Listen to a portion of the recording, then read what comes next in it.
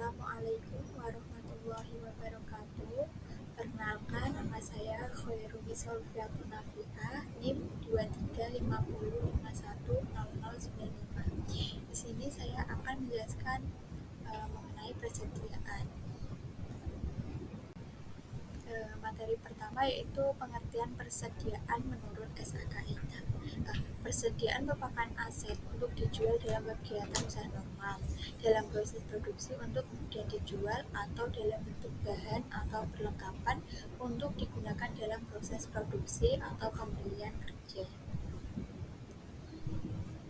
Materi selanjutnya yaitu jenis persediaan.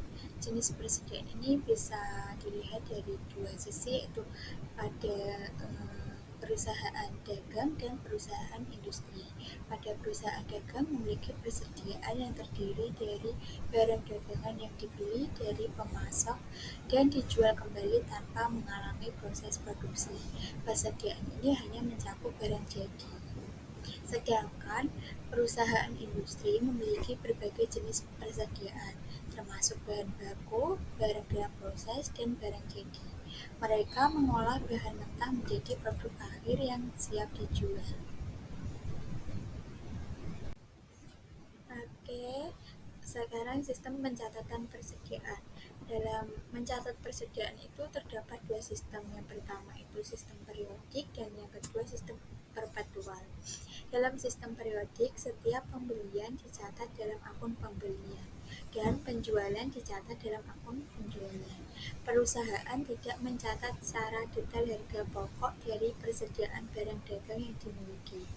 Perusahaan menentukan HPP hanya pada saat akhir periode akuntansi. Sedangkan dalam sistem perpetual, setiap pencatatan dilakukan secara terus-menerus. Maka, setiap pembelian dan penjualan barang dagang dicatat dalam akun persediaan perusahaan. Perusahaan mencatat secara detail harga pokok dari setiap persediaan barang dagang yang dijual dan dibeli. Perusahaan menentukan HPP setiap kali transaksi penjualan terjadi.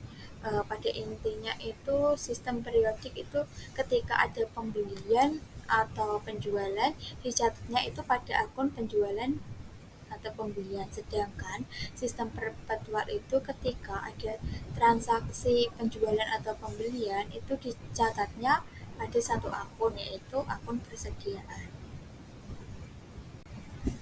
Bisa disimak ya, ini ada contoh sistem periodik dan sistem perpetual. Ini terdapat satu transaksi pembelian. Pada tanggal 2 November, PT Zuma mencatat pembelian barang dagangan sebesar 1.200.000 secara kredit. Pencatatan pada periodik ini menggunakan debitnya itu ada akun pembelian dan kreditnya itu ada akun utang dagang. Sedangkan pada sistem perpetual, debitnya itu ada di persediaan dan kreditnya sama, utang dagang. Nah, ini yang membedakan pada akun pembelian dan persediaan. Seperti itu. Oke, selanjutnya itu ada contoh soal mengenai perhitungan persediaan dengan metode FIFO. Dalam melakukan perhitungan persediaan akhir tahun 2011, perusahaan menggunakan metode FIFO atau first in first out. Berikut adalah data transaksi selama tahun 2011. Pada tanggal 1 bulan 1, saldo awal 1.000 unit dengan harga 4.000 per unitnya. Pada tanggal 12 bulan 2, terdapat pembelian dengan 1.500 unit dengan harga per unitnya itu 5.000. Pada tanggal 21 bulan 3, perusahaan terdapat penjualan sebesar 2.200 unit dengan harga 6.000 per unitnya. Pada tanggal 11 bulan 6, terdapat pembelian 450 unit dengan harga 5.500 per unitnya. Pada tanggal 9 bulan 8, terdapat pembelian lagi sebesar 2.300 unit dengan harga 4.500 per unitnya. Pada tanggal 21 bulan 9 terdapat penjualan sebesar 500 unit dengan harga 7.500 per unitnya. Oke, mari kita lihat. Tadi kan pada bulan 1 kan terdapat saldo awal. Nah, saldo awal ini dimasukkan pada saldo 1.000 unit dengan harga 4.000 per unitnya. 1.000 dikali 4.000 menghasilkan 4 juta. Pada bulan berikutnya atau bulan 2 ini terdapat pembelian dengan sebesar 1.500 unit dengan harga 5.000 per unitnya. Totalnya 7.500.000. Nah, untuk mencatatnya pada saldo, untuk mencatatnya ke bagian saldo ini, bulan pertama itu dimasukkan terlebih dahulu, baru nanti bawahnya itu bulan yang sedang terjadi ini atau bulan 2. Oke, pada bulan ketiga itu terdapat penjualan dengan sebesar 2.200 unit. Karena perusahaan menggunakan metode FIFO first in first out, maka yang dikeluarkan terlebih dahulu itu produk yang masuk dulu. Maka 1.000 ini 1.000 yang kepakai itu dengan harga 4.000 dan 5.000. Yang 4.000 itu full 1.000 dan yang 5.000 itu hanya 1.200. Maka sisanya itu ada 300 dengan harga 5.000. Jumlahnya 1.500.000. Oke. Transaksi selanjutnya itu pada bulan 6 terdapat pembelian sebesar 450 dengan harga 5.500 per unitnya. Jumlahnya itu 2.475.000. Untuk mencatat pada saldo seperti tadi, saldo yang di atas ini 300 ini tetap dimasukkan kembali, baru nanti yang pembelian terbaru ini dimasukkan di bawahnya seperti itu. Oke, selanjutnya transaksi pada bulan ke-8, yaitu terdapat pembelian lagi dengan harga 4.500 per unit sebesar 2.300 unit. Jumlahnya 10.350.000. Untuk pencatatan di saldonya sama seperti tadi. Transaksi selanjutnya pada bulan 9 terdapat penjualan. Nah, pada bulan 9 ini terdapat penjualan sebesar 500 unit. Nanti ini yang dikeluarkan barang yang dulu, yang masuk pertama 300. Jadi itu nanti barang yang dijual itu pada harga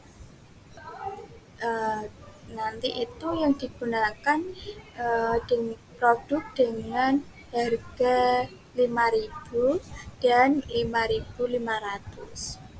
Yang 5.000-nya ini full 300 dan yang 5.500 hanya 200 dan tersisa 2.000. Maaf, ini yang 450 ini hanya terpakai 200, jadinya nanti sisa 250. Untuk pencatatannya yang bagian saldo sama. Oke, seperti itu. Intinya itu ketika perusahaan menggunakan metode FIFO, maka barang yang dikeluarkan itu barang yang pertama masuk. Oke, selanjutnya itu ada perhitungan kerugian dari metode laba bruto. Ada adalah perusahaan yang menjual peralatan selam. Tahun ini mengalami musibah kebakaran, sehingga sebagian besar persediaan barang rusak terbakar. Berikut ini adalah data sebelum kebakaran tanggal 3 April 2012 dalam ribuan rupiah, yaitu pertama, persediaan barang dagang awal sebesar 85.000. Pembelian sama dengan penjualan plus setengah ratur pembelian. Ongkos angkut pembelian sama dengan 9.000. Ratur pembelian 10% kali persediaan barang dagang awal. Potongan pembelian sebesar 7.000. Penjualan sebesar 100.000. Ratur penjualan sebesar 11,5% kali penjualan kurangi persediaan barang dagang awal. Potongan penjualannya itu 8.275, persediaan barang dagang yang selamat 32.500. Oke, untuk mengetahui kerugian pada laba bruto sebesar 20% dari HPP, maka harus mencari HPP-nya terlebih dahulu. Persediaan awal itu 85.000, pembelian 104, 250, ongkos angkut 9.000, retur pembelian 8.500, potongan pembelian 7.000. Maka jumlahnya ini itu 80.000. Pembelian bersihnya itu 80.000. Persediaan barang yang selamat 32.500. Nah, jadi HPP-nya itu 85.000 ditambah 8.000 dikurangi 32.500, ketemunya itu 132.500. Jadi untuk menghitungnya itu nanti dikali terlebih dahulu, 20% dikali 132.500 sama dengan 26.500. Oke, sekarang menghitung kerugian pada laba bruto sebesar 15% dari penjualan. Nah, untuk menghitung laba brutonya ini bisa menghitung penjualannya terlebih dahulu. Penjualan 100.000, retur penjualan 1.725, potongan penjualan 8.275, maka dihasilkan penjualan bersih sebesar 110.000. Karena laba brutonya itu sebesar 15%, maka 110.000 dikali 15% sama dengan 16.500. Ini nilai kerugian PT pada laba bruto sebesar 15% dari penjualan. Oke, terakhir perhitungan persediaan akhir kos. Hanya menghitung pokoknya saja. PT APO adalah perusahaan yang bergerak dalam bidang usaha retail.